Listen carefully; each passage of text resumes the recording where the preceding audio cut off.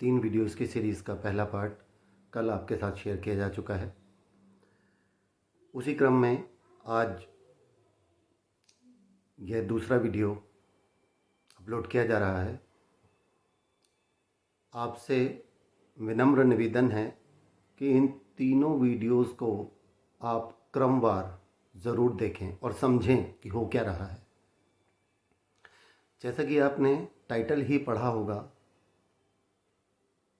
Video का बड़ा अटपटा सा टाइटल है, लेकिन बिल्कुल एप्रोप्रिएट है। जो डर गया समझो मर गया। यही नहीं हो रहा है क्या आज आप देख रहे हैं? जो हम अपने चारों तरफ नज़र दौड़ाइए और अनुभव कीजिए, जो हो रहा है आपको ऐसा ही प्रतीत होगा कि जो डर गया समझो मर गया। आज कहानी के माध्यम से आपको आपके सामने एक चीज़ रखी जाएगी। कहानी साक्ष्य के रूप में होगी और उसके बाद में जो तीसरा वीडियो होगा वो तथ्य और साक्ष्य दोनों मिलाकर आपके सामने प्रस्तुत किए जाएंगे। आप स्वयं उसका विश्लेषण कीजिए, एनालाइज कीजिए और फिर एक निर्णय पे पहुंचिए और देखिए कि हो क्या रहा है आज देश के अंदर। मैं एक छोटी सी कहानी के माध्यम से आज की स्थिति का वर्णन यहाँ पर करने वाला हूँ। उस पर ध्यान दीजिएगा और ध्यान से सुनिएगा, मत भगाइएगा वीडियो, ध्यान से सुनिएगा। और तीनों वीडियो अगर आपने ध्यान से नहीं देखे हों, जो तीसरी जब वीडियो आएगी उस पहला पार्ट, दूसरा पार्ट और तीसरा पार्ट दोनों एक दूसरे से कोरिलेटेड हैं। जब आप पहले पार्ट को ढंग से देखेंगे, फिर दूसरा पार्ट आप ढंग से देखेंगे और तीसरा पार्ट फिर कंक्लूजन के तौर पर जब उससे आप मिलाएंगे तो आपको यकीन आ जाएगा कि जो पहली ही वीडियो में बात कही जा रही थी वो कहाँ तक सार्थक होती है।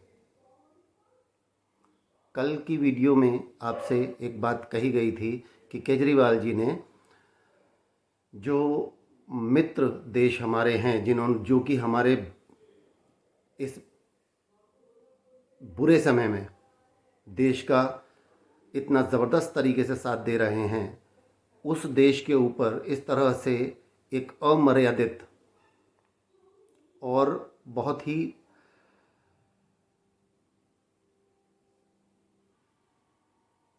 बचकाना सी टिप्पणी ट्वीट के माध्यम से जो उन्होंने की है, मैंने उस चीज़ के ऊपर रिसर्च करी और पता ये लगा कि जिस उड़ानों को रद्द करने की बात केजरीवाल जी कर रहे हैं, उड्डयन मंत्री ने उस चीज़ के ऊपर, जो भारत के उड्डयन मंत्री हैं, जो एविएशन मंत्रालय होता है उसके जो मिनिस्टर हैं, उन्होंने आके ये बताया कि जिन उड़ानों के रद्द करने की बात ये साहब कर रहे हैं वो उड़ानें तो मार्च 2020 से प्रतिबंधित हैं, उन पे बैन लगाया जा चुका है। देखिए ये क्या प्रलाप कर रहे हैं। खैर, आज की वीडियो में जो डर गया समझो मर गया, टाइटल कहाँ तक न्याय करता है समझिएगा। एक बार एक व्यक्ति था, गांव में रहता था, पहाड़ी इलाका था। तो वहाँ पर क्या होता है कि गांव से शहर जाने के लिए अब व्यक्ति गांव से शहर जाएगा। गांव में जो व्यक्ति रह रहा है उसमें कुछ ना कुछ ऐसे काम उसको पड़ते हैं कि शहरों से उसको आवश्यकता पड़ती है शहर जाने की। अब वो क्या शहर जाने के लिए वो घर से निकला। अब वहाँ पे क्या रास्ता था शहर के लिए, एक रास्ता जो प्रॉपर एक रास्ता था, सड़क का रास्ता था, और एक था जो वैकल्पिक रास्ता था, जंगल से होकर गुजरता था। बहुत घना जंगल था, लोग उसे कम प्रयोग करते थे। मान्यता थी कि उस जंगल में सांप बहुत हैं। अब ये शहर जाने के लिए निकला, किसी काम इसको बहुत ज़रूरी पड़ गया, शहर जाने के लिए निकला। जैसे ही थोड़ी सी आगे गया, वहाँ देखता क्या है, लैंडस्लाइड्स हो रखी थी वहाँ पर, और जिससे कि रास्ता पूरी तरीके से बंद था।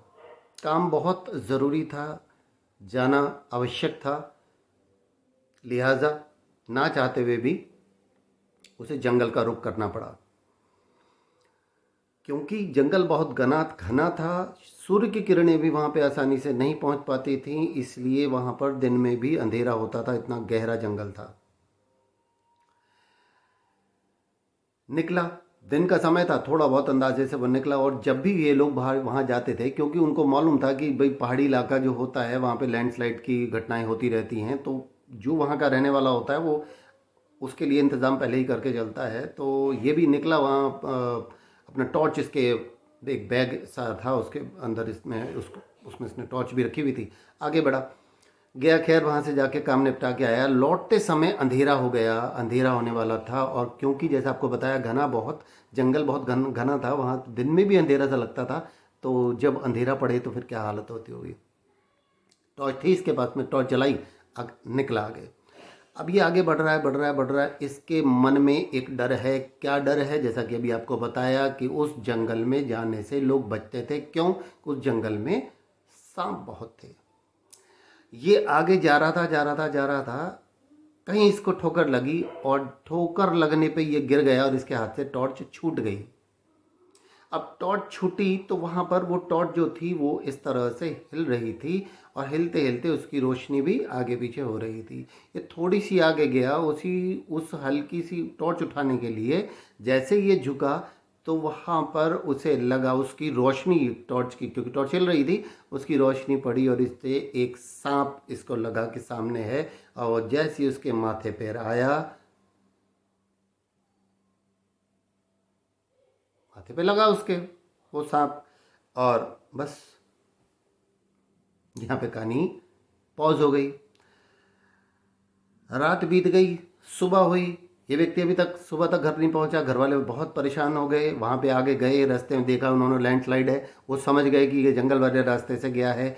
गांव वाले सारे इकट्ठे हुए और वहाँ पे उन्होंने अपने हाथों में, जैसा कि मैंने बताया दिन में भी वहाँ रोशनी कम होती थी, तो अपने हाथ में अपना रोशनी का इंतज़ाम करके वो सारे वहाँ निकले। होते होते होते जब एक जगह पे पहुँचे तो वहाँ पर देखा ये व्यक्ति मरा पड़ा था।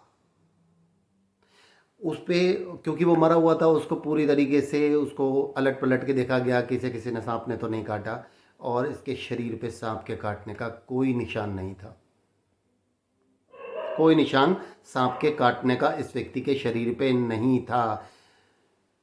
इस अब जब सांप काटने का कोई निशान नहीं था, वहाँ पर ज़मीन सूखी थी, ज़मीन पर भी सांप के चलने की कोई लकीर नहीं बनी हुई थी।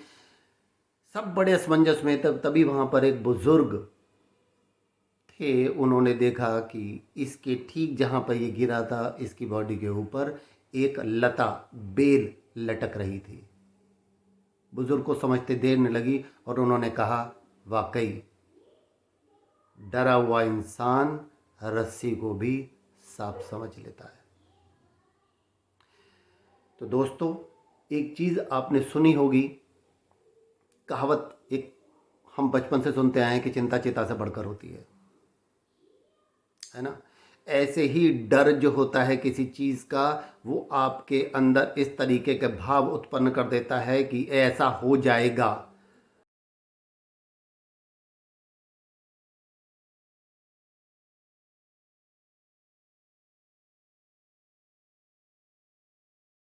नहीं होगा, मेरा कुछ नहीं हो सकता।